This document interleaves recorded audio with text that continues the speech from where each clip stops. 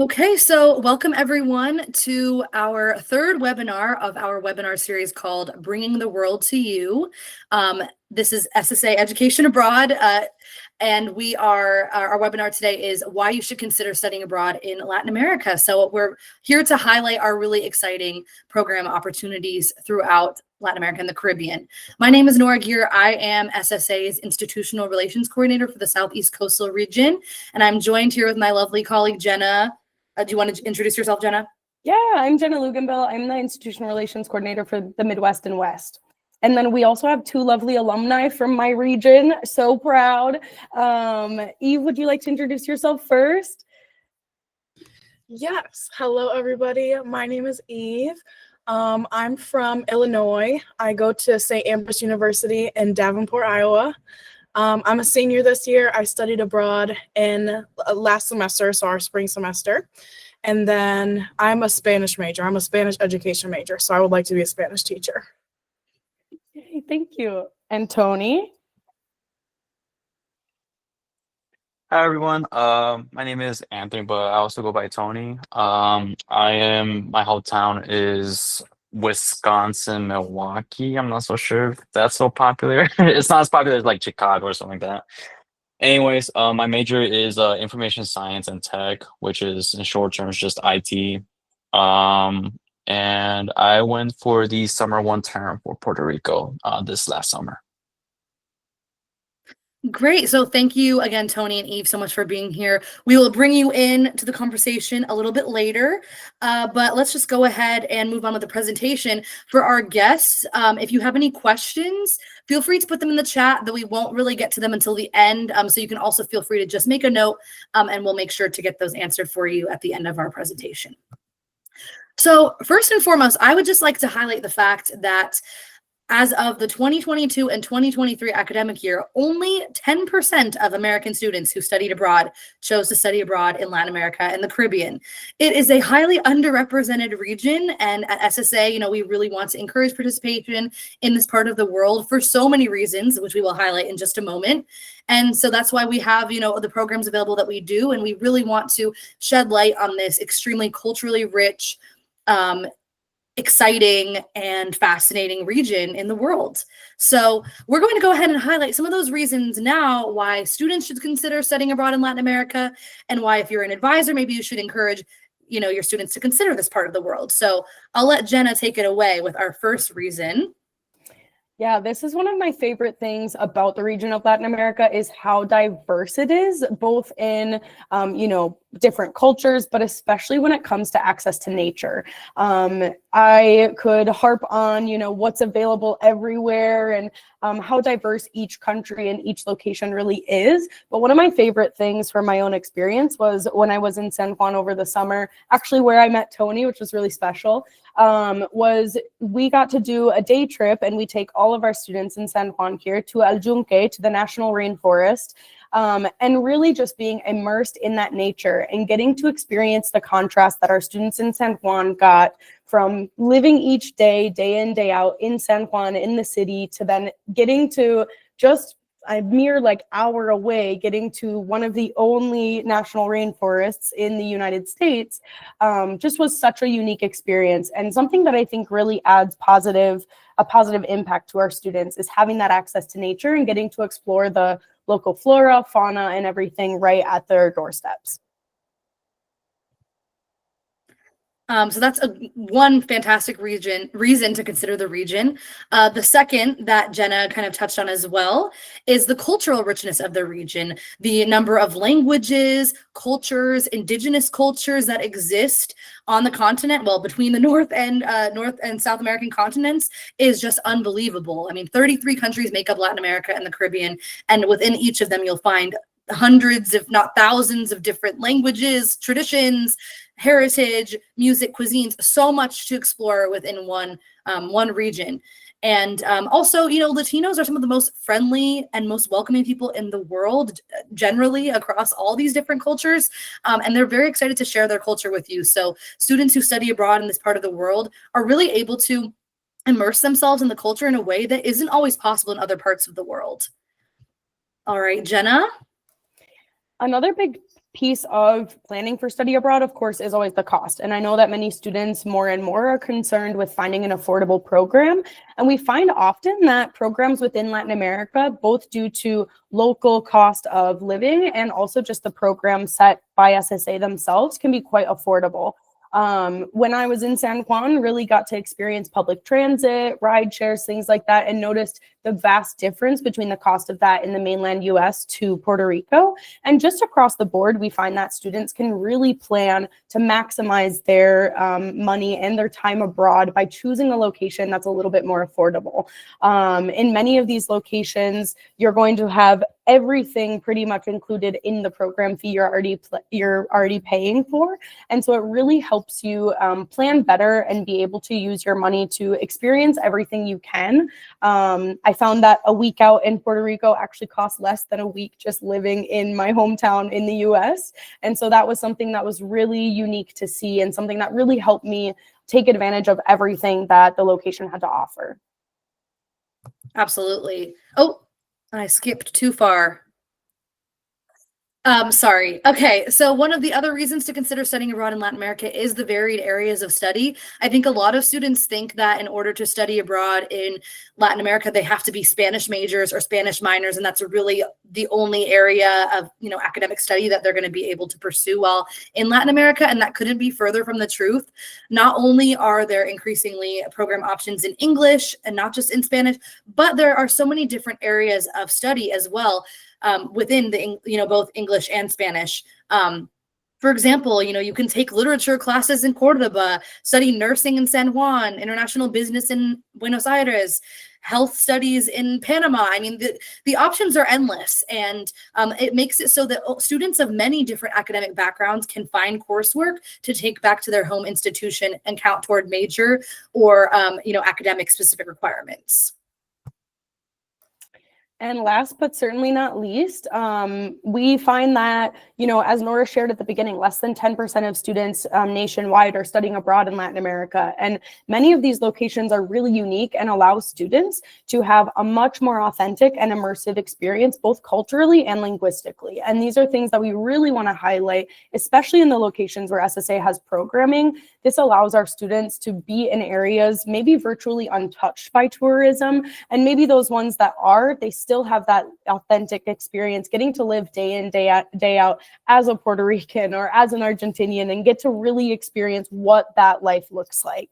I think something I always encourage students to is that with your study abroad, it can be the perfect time to take advantage of studying in a location you may not have considered ever traveling to before.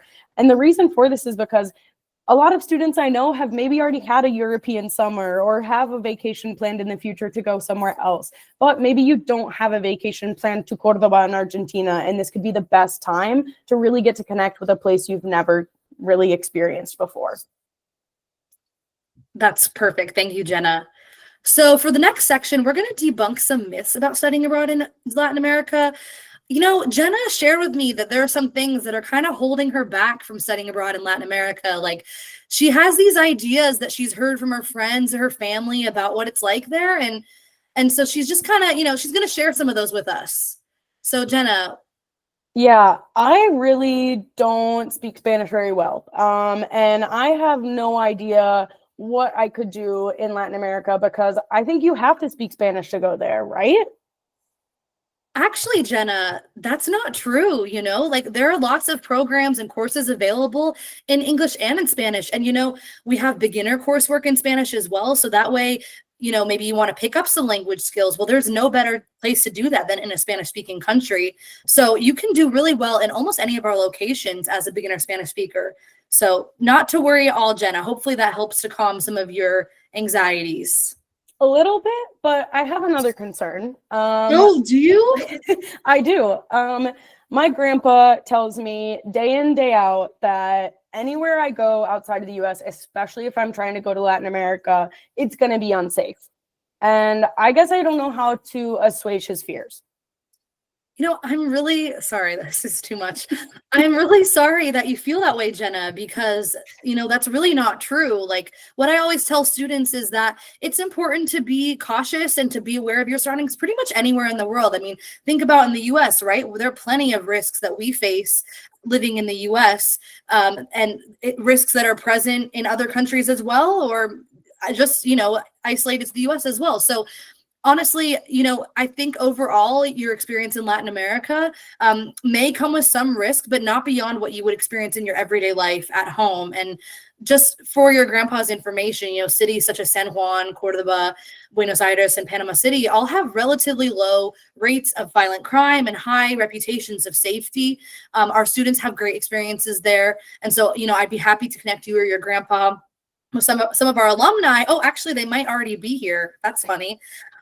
Some alumni who can also share more on this. But, I always tell students, just use your common sense, make sure to do your research and plan in advance and stick with a buddy. And like, if you follow those general guidelines, you'll have no issues in any of our destinations. So does that help?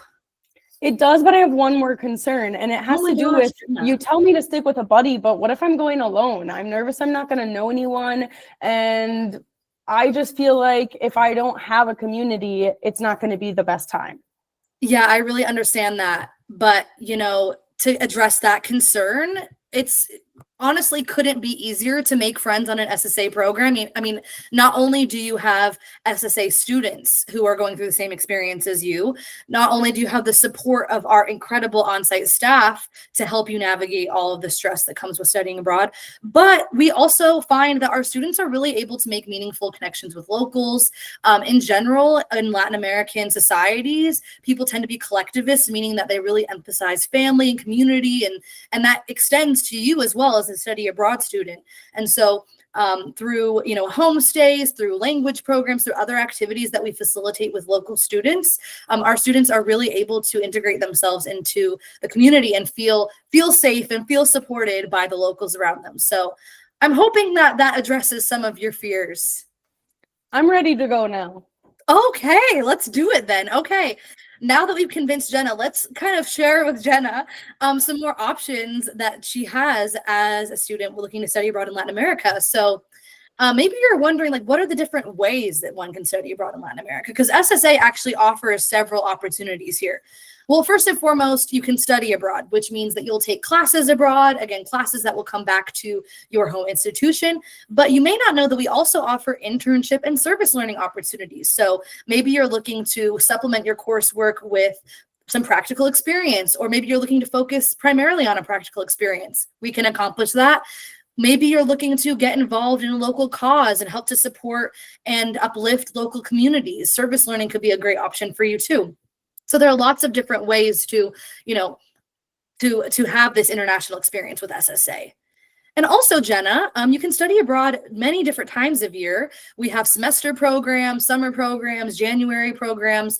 We also have full academic year programs. So say you just want to be away for as long as possible, you can spend an entire academic year with us.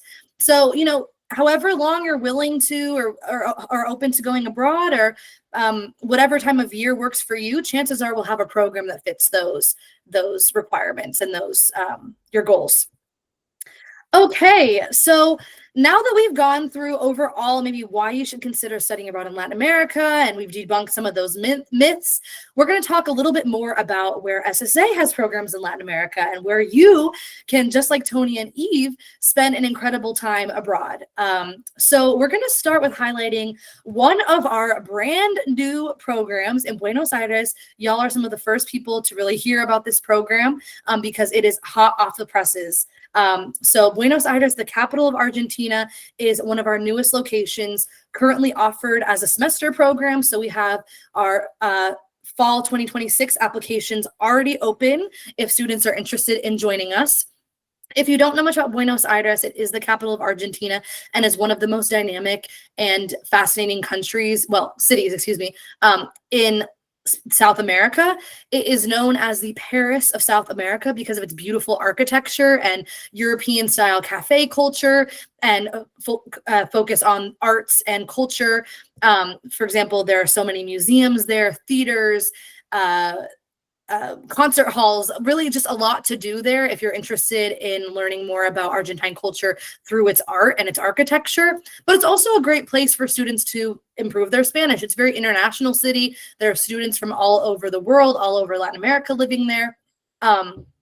And we also offer not just Spanish language courses, we offer English courses. So that's something that's really exciting about our Buenos Aires program. We have courses in political science, business, history. So that way students of many different academic backgrounds can bring back some other credit toward their major or toward their academic requirements when they return to campus. We also offer integrated courses in many different subjects for our advanced Spanish speakers. So if you are at a high Spanish level and you want to take some major specific courses while abroad, you can do those alongside local students at our partner university called UCA. We also have service learning opportunities. And that's another way to get involved with the local community. And then just with any SSA program, we make sure to include a lot of activities outside of the classroom. Students aren't just learning inside a classroom by reading a textbook. We also want them to learn by doing and by seeing. And so we take a weekend trip to Iguazu Falls, one of the most stunning natural wonders in Latin America that straddles the border between Brazil and Argentina. We take students on a day trip to Uruguay because maybe you don't know, but Buenos Aires is right on the Uruguayan border. And you can literally take a ferry, a 1-hour ferry from Buenos Aires to Colonia de Sacramento, a beautiful city in Uruguay. We'll do a tango show, a city tour. So we'll really make sure that students get the most out of their experience with the help of SSA.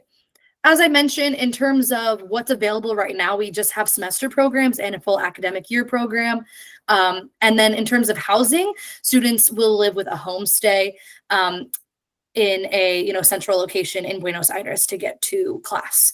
So yeah, that's a little bit about Buenos Aires. We're really excited about it and really excited to start hosting students there. Jenna, do you have anything to add to that?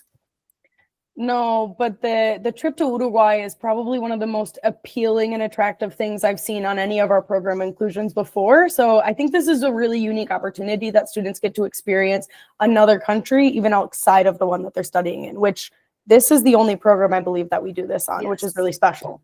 Totally. All right, and I'll let Jenna take it away for our next location. Yes, so I will keep my introduction to Cordoba and our programs here a little bit brief because we have a lovely resident expert with us, Eve. For those who joined late, Eve studied with us in Cordoba last semester, so we will highlight her experience much more than what I have to say about this. But in Cordoba, starting in 2026, we will be offering our summer and our January term programs here. We have coursework in a few different areas and starting at the beginner Spanish all the way to advanced language level. Cordoba is a really unique location. This is our most immersive location for students looking for Spanish immersion out of all of the ones that we offer. And I think it's because of both the nature of the community and also the location. This is also a really unique location, in my opinion, because of its proximity, again, as I kind of mentioned earlier, both to nature, but then also still being right within a nice metropolitan, a little bit larger city. What's unique about some of the cultural opportunities and things here is just students getting to get outside of Cordoba and getting to experience other parts of Argentine culture and really getting to explore the country itself. I do want to emphasize for anybody interested, we do still have our spring 2026 applications open, and this will be the last semester program we're running in Cordoba. So if you want to get that really good immersion and spend as long as you can there, this is the best program that I would really recommend looking for. I know if I could study abroad for a full semester again, I think Cordoba would be top of the list, to be completely honest, especially for that Spanish immersion. I think this is something that you really can't replicate as well, always outside of Cordoba. Without further ado, I would really like us to spend the rest of the time focusing on Cordoba, listening to Eve and her experiences. So we have some really cool photos from Eve's time. I will let you take the floor. Awesome. So again, hello everybody. My name is Eve. I studied abroad in Cordoba last semester. I was there from early February to July 8th. Saddest day of my life was leaving. So I'm just gonna walk you guys through some principal points of my stay about kind of going left to right here. So in that top left corner, I kind of wanted to talk about trips and activities with SSA. That is when I went to Iguazu with SSA. Awesome, most coolest experience. I guess what I'm going to say is you're paying to literally have the time of your life. So just soak in every moment, and you're going to have so much. It's just that so much fun is built into the program with everything that SSA is offering. So not only do you get to take this awesome weekend trip with them, you do things like you take a cooking class, you take a dance class, and you take weekend trips in your host city, which is awesome opportunity to learn more about it. And then underneath that, literally something that I will preach to the rooftops is that Cordoba is such an accessible location if you want to be like, you know how you see all these people who choose to do their study abroad in Europe, and they're able to quite easily go from country to country. If you're in Cordoba, you can travel around all of Argentina.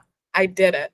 And like Jenna and Nora was sharing, is that the beautiful thing about Latin America, or at least lucky enough for us, is that oftentimes things are a bit cheaper. So Cordoba is just such an accessible option because you are in the middle of the country, and it is only a 1.5 to 2 hour flight wherever you want to go within the country, which is pretty awesome. So that picture is from Buenos Aires, gorgeous city. Would still choose Cordoba any day to study abroad. So yeah, and kind of moving on in the middle, I've got some pictures with my host mom. And you see that picture of me with my flute. So I'll talk a little bit about life with my host family, what my classes were like, and how I was able to incorporate my own personal interests and hobbies into my study abroad experience. First thing I'll say is that another absolutely wonderful thing about SSA is that as with any family, you may not get along with people, or, family dynamics are quite interesting. The wonderful thing about SSA is you're able to switch host families. Should anything happen, any personal feelings, you're able to switch host families absolutely guilt-free. And like I said earlier, you're paying for this experience. You're paying to have the time of your life. Don't stay in a situation that's like, I'm just feeling really uncomfortable. I don't know if I can fully spread my wings in this house. That's okay. Once I switched host families, my wings spread as far as they could. So that's totally an option for you. Just putting that out there. So let's see what else I got here. At the National University where you'll be taking classes, your professors are experienced working with international students, so they know and want to prioritize the fact that you are here, and part of the learning experience is discovery. So don't stress about a workload that you might not be able to maintain. University life is not the same. Like, there's just so many cultural differences, and you'll learn that once you experience it, but don't fret if you're worried about classes. Because I definitely was a little nervous about that. And then in terms of being able to incorporate my hobbies, I'm a flute player. That's a pretty second best to Spanish. That's kind of like my second thing about me. And I was totally able, with the help of my resident director, the person, your go-to person if you have any issues, she was able to organize the opportunity for me to play in a symphony, to play with a youth symphony orchestra during my time in Cordoba. And I got to play the flute in the most gorgeous theater in the center of Cordoba. So that was just an amazing experience.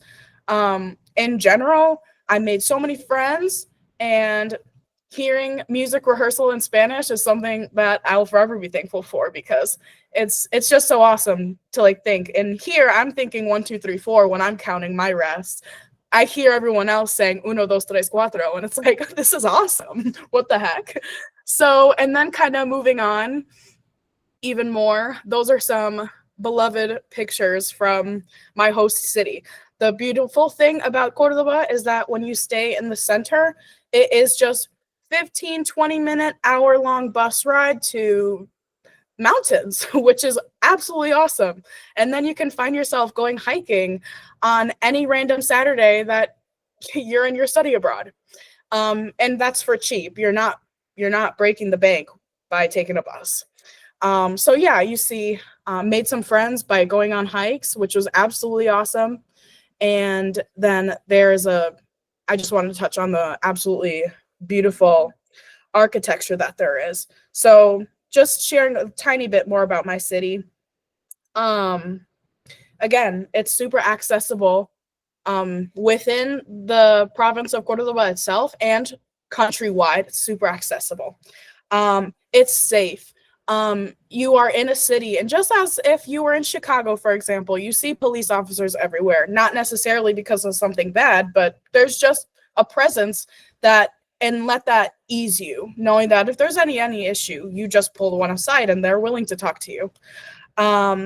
Gorgeous architecture, you make lots of friends so easy. I think Jenna had said something like, just the nature of Cordoba is community. And I absolutely had no idea. Nobody could have prepared me for the amount of love that I experienced when I was in Cordoba, which is absolutely awesome. And yeah, you're surrounded by the mountains, which is also pretty cool. And yeah, one final kind of question before we move on to the next program. Spanish. How do you feel like your Spanish improved from February of July? Oh my gosh, I for real went from 0 to hero. It was the improvement was just, sorry, excuse the siren. It was absolutely incredible.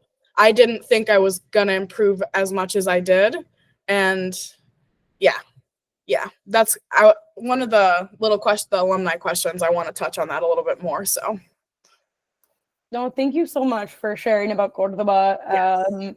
I'm sure if I wasn't in love with the program before, I would be fully entranced by now. But this is really such a unique location, and I'm so glad that we can hear more about it from you. And we'll hear more from Eve at the end also. But next, we're going to jump on to our next location in Latin America. This is a really unique location. Before I jump into program offerings, at face value, for accessibility wise, San Juan is an incredible location. For students coming from the US, you do not need a passport and you don't need a visa, which is both removing a financial and a logistical barrier for a lot of students. Something that was really special was I got on my plane with just my real ID. And I've never done that going to a location as cool as San Juan before. So really that access is something I cannot stress enough, for especially students wanting something that maybe feels a little bit more familiar, but still also has such a unique and enriching cultural experience. In San Juan, we have programs year-round. We have semester programs in the fall and the spring, as well as 2 of our summer programs in June and July. And all of these are hosted at the Universidad de Sagrado Corazón. And this is our host university where students are integrated with other study abroad students, local students, and international students. Most of the coursework is in Spanish on the San Juan program, but there are some courses available in English. So absolutely, those are open to students as well. As you'll see on the screen, there are a lot of different fields that students can study within. One that we're finding that Sagrado is really great at offering is actually nursing, which is really unique because I know that for nursing students, it can be very difficult to conceptualize studying abroad with their rigorous degrees. And I think Sagrado and our program in San Juan really offers a lot uniquely for students kind of fitting in maybe those more rigorous programs. Something else unique about programs here, and I'm hoping that maybe Tony will touch on his experience in an internship, but we also offer internships and service learning. And these can be available in either English or Spanish. So that's something that's unique about this location as well. With the cultural opportunities, I already shared a little bit about El Yunque, but we have a lot of others that really are designed to help get students outside of the classroom, off campus, and get to explore more of the island and learn more about the local culture and community. The Old San Juan City Tour is really cool. I'm not going to touch too much on this because I don't want to take anything from Tony, but really some super unique experiences to just get to explore San Juan and kind of the greater island. I do want to remind as well, this program is also still accepting students for spring 2026. So I highly recommend getting that application in for either Cordova or San Juan before it's too late. You have until November 15th. So you still have lots of time, no stress. Nora and I are here to help. But I really just want to let you know that opportunity is available, and these programs are so special for that. Housing is in residence halls, and what's special is during the semesters, we like to house our students, SSA students, with local students, which really helps provide a little bit of that immersion as well. But I really don't want to say much more. So without further ado, we also have Tony going to share about his experience over the summer. Oh yeah, thank you so much for giving me this opportunity and passing on the torch. But I will kind of just like freestyle this. I don't have anything written down, such as Eve, which was pretty convincing. It made me want to go to Cordova. So yeah, I mean, I had the summer one term where I ended up staying at San Juan, Puerto Rico for just around 3 weeks. And within those 3 weeks, I couldn't argue any more with the fact that like 3 weeks might sound too little, but I think for me it was the right amount, especially for someone who has one never been on a plane, but also never been studying or never been abroad. And this whole experience overall was just phenomenal, honestly. The second I got in there, it is true, the air is different, as a lot of people do tend to say. The people are just probably some of the kindest. I don't know. I think it's just like I think it's just a trend that goes on with like Latin Americans. Um, People are just really, really sweet, and it almost pains me to say goodbye at the end of my trip. But furthermore, I'll go into that. I think here, what can I go about? Could I grab any questions by any chance, just to like Yeah. help me talk about something? So I know you did an internship and you had a course. Do you want to share kind of what the experience was like, both being a student and kind of having that work and professional experience while you were there? Yeah. So as a student, which I think is really, really cool, first of all, like, whoa, I'm a student registered in like, in the documents and data, I'm an actual student at a different university. And it's just basically consisted of, at least for me, my schedule was a 8 a.m. to 11 p.m. kind of class.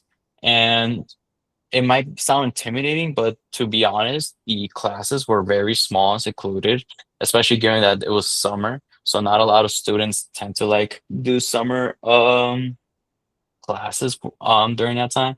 I would assume that's a lot more popular throughout fall and the spring semesters. But my schedule looked like from 8 a.m. to 11 p.m. classes with this phenomenal teacher that I was very, very lucky to have. His name was Carlos, and he almost treated us like as another advisor. Even the professors are so sweet to go out of their way to even send you to a different city. So kid you not, our professor ended up taking us to Caguas, which is like an hour away, I think, from San Juan. And he just did that out of his free will. He didn't have to do that at all. And I couldn't vouch for a better person to have this wonderful experience with. And let alone the professors were great. The council and the people there who are working there are also fantastic, as I was also a intern or an internship for IT there. So basically I was just the IT aspect of the university. People will tend to call us, email us, and even walk in person.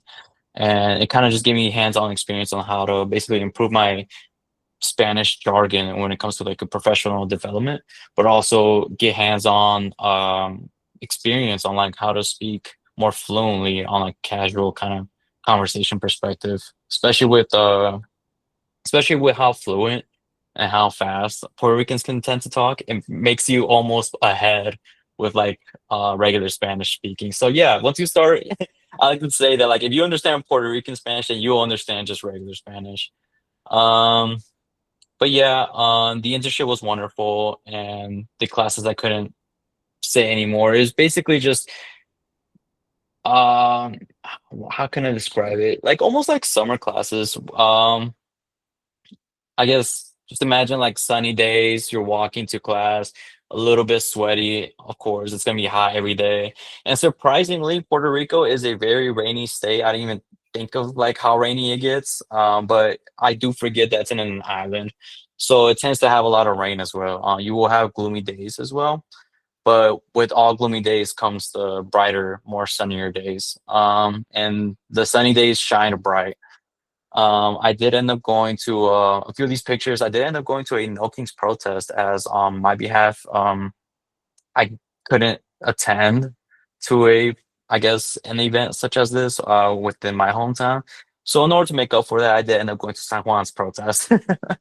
um, whether you agree or not, I think it's just awesome to see that the community does can organize and see that how people can like unify on such terms, and it's just something great to see overall. And on the very top right, I guess we um as a pro how would I describe this? I forgot to mention that within the program you're also set with a few students as well who are part of the abroad program. um I think I had 7 people who were with me, and within that group, we tend to do things outside of class. And we basically did everything together. We went to all the tourist areas, one of them being on the very top right.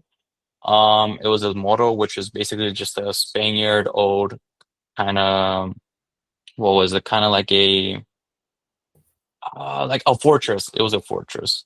And basically it kind of like sets the tone for a big moment in Puerto Rico's history where the Spaniards kind of conquered the island, but at some point they revolted, etc. But yeah, Puerto Ricans really love this kind of stuff and they cherish it. On the very bottom left, it is a midpoint within the Yonke forest that me and Jenna went to together, and it was just like this big tower that you get to go up and get to see a beautiful grand view of like all the green that was surrounding our area. But oh yeah, did you want to say something, Jenna? No, no, I'm loving everything you're saying. Keep sharing. Cool. And then lastly, the bottom right is literally the place where I've seen every single day, or I guess every single weekday. So on the very bottom right is my route towards class. Um, it's just, I don't know, something about it, just like going through my camera roll and like taking these pictures kind of like really hit hard because like I don't know, it's just something about it. Basically you will work your way up after, I don't know, waking up and doing your thing at the dorms. You will walk your way to class, and this is where everyone within the program will tend to have their classes because this is like the predominant area where all the classes are taken.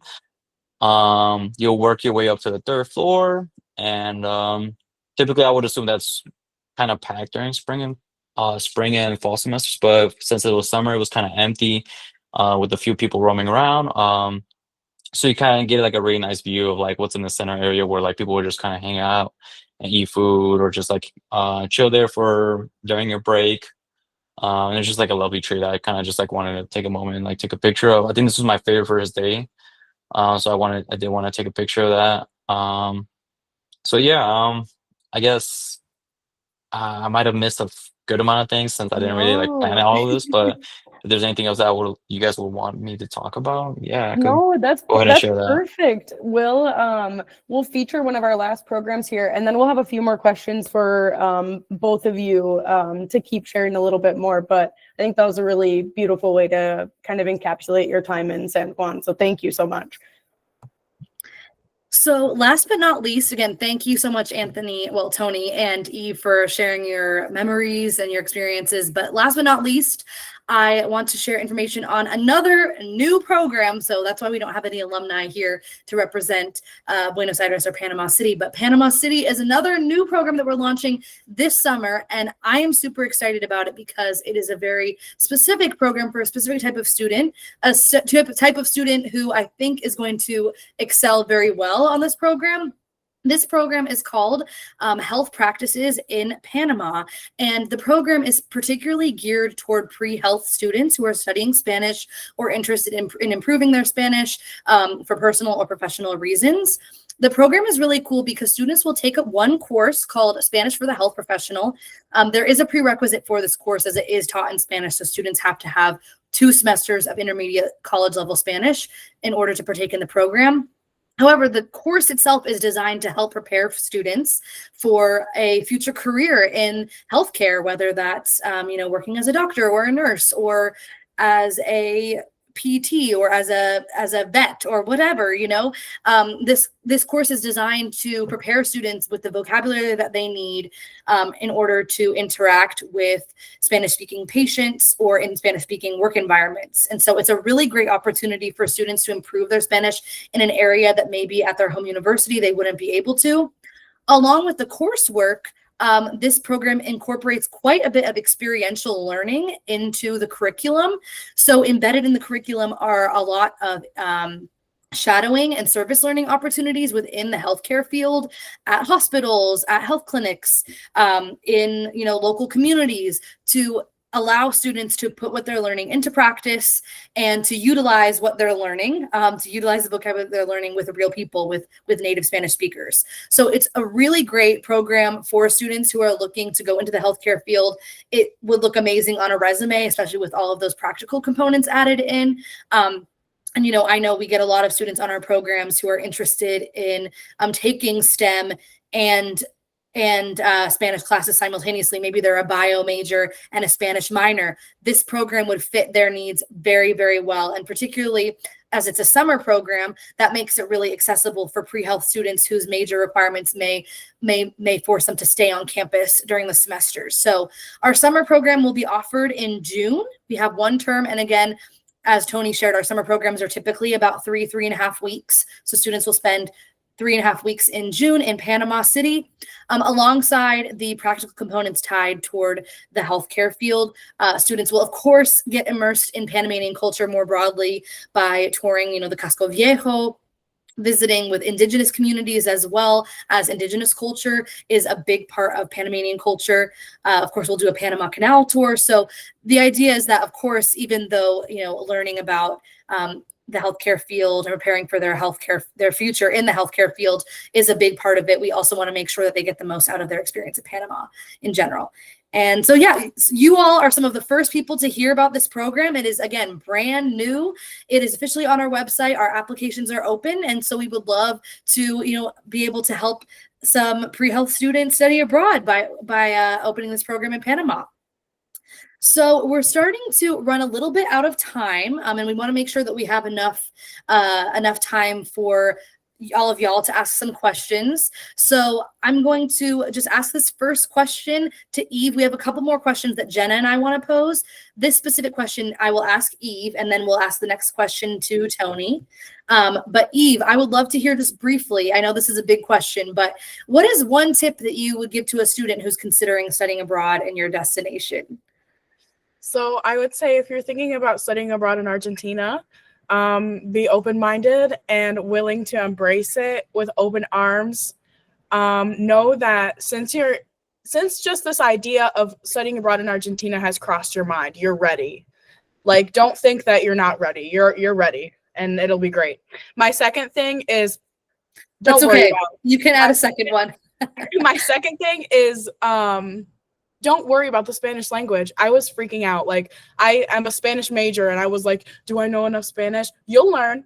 It's going to be okay. So, yeah. That's great. Thank you so much, Eve. That's awesome. And Tony, this one for you. Why do you think more students should consider studying abroad in Latin America and the Caribbean? That's a really good question. I guess specifically here, that's a really good question. I guess just with the fact that there's a lot of kind of diversity culture aspects already within the United States, a big part of it being Hispanics or Latin Americans. I think it just really would empower you and basically kind of bring out all sorts of things or all sorts of features and characteristics within you that you just might not find out until you actually visit this kind of region. You might find out that you love dancing, or you might find out that you really love eating rice and beans pretty frequently. But yeah, I mean, and then on top of that, who doesn't love like the warm weather that comes within most of these areas? So I say with experience and an open mind, I mean, why not?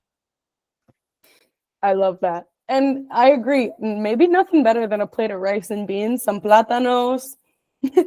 All you need. Right. What more could you want? All right, so now we're going to go ahead and open the floor to our guests who are here today. Thank you again for joining us. So we would love to hear if any of you all have questions about SSA's programs more broadly, or again, if you want to take this opportunity to ask some more questions to our alum, we would love to have some more questions for Eve and Tony. So the floor is open. Feel free to put anything in the chat, or you can honestly unmute yourself. We're a relatively small group here. If not, that is okay too. I think I may have actually missed a question that I was supposed to ask earlier. I think it skipped too far. So I will ask it now. So Eve and Tony, and I'll start with you, Eve, I guess. I would love to hear if you could share like a specific memory that is really meaningful to you from your time abroad. So I know you just said specific, but my favorite part of my experience in Cordoba by far was living with my host family. I got placed, I mean, and like I said, I switched host families. So after that switch, my heart just absolutely opened up to all of the goodness that Argentina had to offer for me. So, and it's weird to say that such a small decision, impacted me that much, but I was scared to switch host families. I didn't want to cause any issues, but I'm glad that I had the resources that I had and that I did what I did, because living with my host family was just such an amazing experience. And as everyone's said in this presentation thus far, just people from Latin America and people from Argentina in particular are just so caring and open. Having that second family, having that second mom that tells me still, like, oh, through voice notes, I still miss you so much. We talk about you all the time. I miss seeing you. You have a place to come back to when you visit me. It's just everything. And then the food, what the heck? My host family gave me such good food and it was amazing. And then just like Tony had shared about his professor, just out of the kindness of his own heart, taking them to take a trip. My host mom did that with me too. We took a day trip to somewhere close by in Cordoba, which was absolutely awesome. So just know that if my favorite part of SSA was being placed with a phenomenal family. So That's awesome. Thank you so much, Eve. Tony, would you mind, sharing a memory as well that has really, whether it's a specific or, more kind of general part of your experience, like something that stuck with you since leaving Puerto Rico? Besides kind of like waking up to like a rivalry between a cat and a chicken every morning. So in our cafeteria, it's outdoor. So there was always this one cat who would just like stroll around and we will feed him. And there's like four chickens that always are like looking around for food. And you would assume that maybe the cat would try eating it or like biting it. No, he kind of just like runs away and like the chickens run fast. So yeah, but besides that, seeing that every morning, I guess. Um, this I guess Gaguas would definitely be up there. It was kind of like the more last major events that me and my group had with our professor. I think we will all say and agree that like he probably is up there for like one of the best professors ever in my academia life, I guess. He kind of strive for the best within us. He strive for describing us everything within Puerto Rico, its culture, its history, its language, It's lingo. Even go as far as to like take us to places if we wanted to. I also did go to the mall and seen Sinners there, which I was planning to do in the States, but I guess we could do it in Puerto Rico too.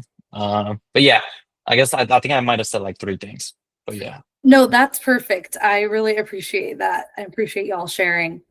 Well, I think we might cap it there. And then just again, as a reminder for anyone who's interested in our next webinar, our final webinar of the season is going to be on Wednesday, November 19th.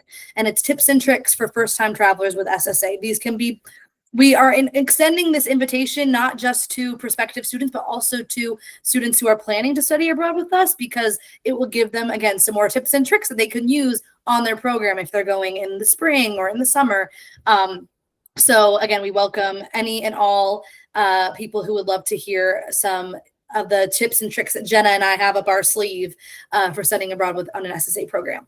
And then we also will announce some future webinars in the near future. We're hoping to launch another webinar, well, part 2 of our webinar series, essentially, in the spring semester. So keep your eyes and ears open for that. But otherwise, thank you again so much for coming. And yeah, feel free to reach out at any point if you all have any questions. And again, let's give a big round of applause for our beautiful alumni.